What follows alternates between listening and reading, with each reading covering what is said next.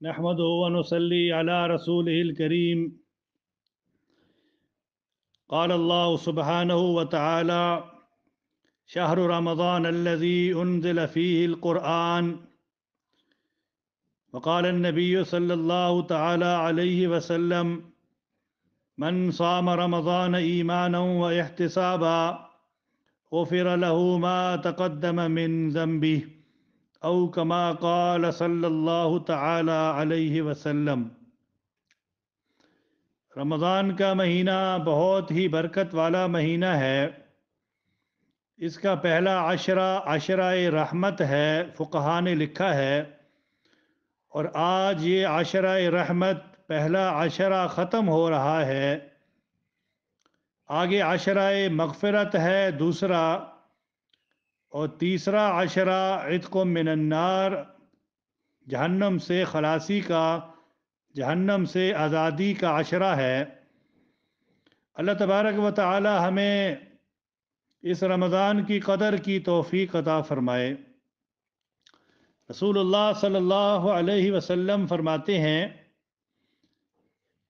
کہ رجب کا مہینہ میری امت کا ہے، اور باقی مہینوں پر اس کی فضیلت ایسی ہے کہ جیسی میری امت کی فضیلت باقی امتوں پر، اور شعبان میرا مہینہ ہے اور اس کی فضیلت باقی مہینوں پر ایسی ہے جیسے میری فضیلت باقی انبیاء پر ہے، اور رمضان اللہ کا مہینہ ہے اور اس کی فضیلت باقی مہینوں پر ایسی ہے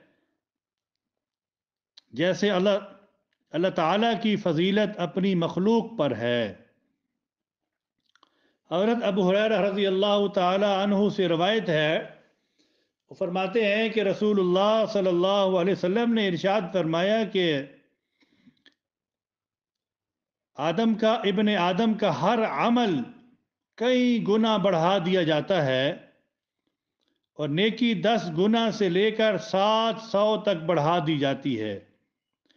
اللہ تعالیٰ فرماتے ہیں سوائے روزہ کے، اس لیے کہ بے شک وہ خاص میرے لیے ہے اور میں ہی اس کا بدلہ دوں گا۔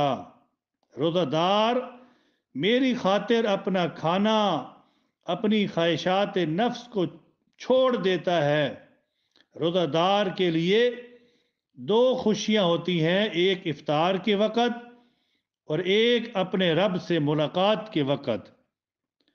اور بے شک احادیث کے اندر آتا ہے کہ روزہ دار کے منہ کی بو اللہ تعالیٰ کے نزدیک مشک سے اچھی ہے، اللہ تعالیٰ اس کو پسند فرماتے ہیں۔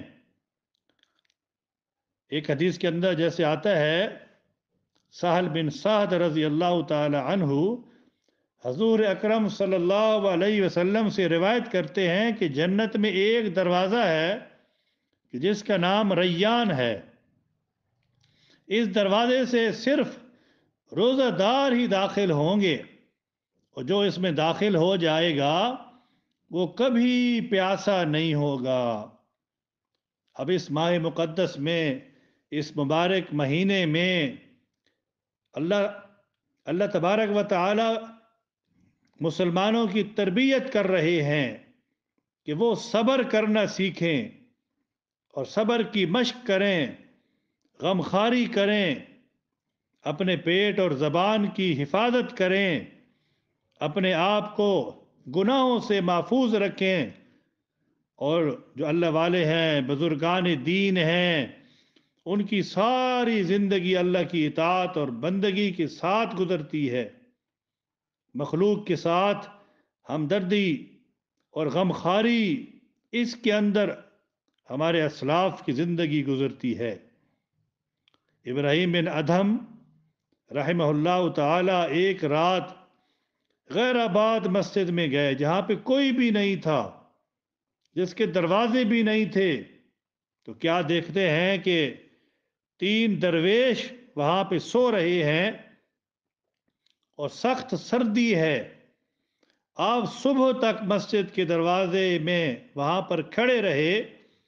انہوں نے پوچھا آپ نے ایسا کیوں کیا؟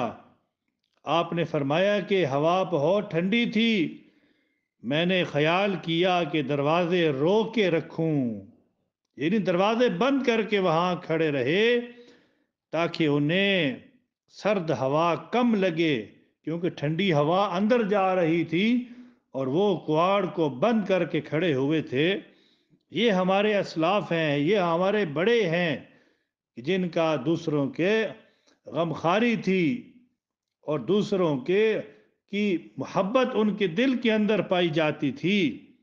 تو اللہ تبارک و تعالی ہمیں بھی ایسی محبتیں اور ایسی غمخواری کرنے کی توفیق دے، اور رمضان جو اللہ کا مہینہ ہے اس کو ہم اللہ کا ہی مہینہ سمجھیں اور اس کی قدر کریں۔ اور اس کی قدر کیا ہے کہ اس کو ہم ہر اعضاء کا روزہ سمجھیں، کسی عضو سے ہمارا گناہ نہ ہو، ہر اعضاء ہمارے پابند ہوں، جیسے ہمارا منہ پابند ہے کھانے میں، اس طرح آنکھیں بھی پابند ہوں، ہماری زبان بھی پابند ہو، ہر وقت ہم اللہ کے لیے اور اللہ کی دعاؤں میں، اللہ کی یاد میں لگے رہیں ہم۔ اللہ تبارک و تعالی ہم سب کو اس رمضان کی قدر کرنے کی توفیق عطا فرمائے۔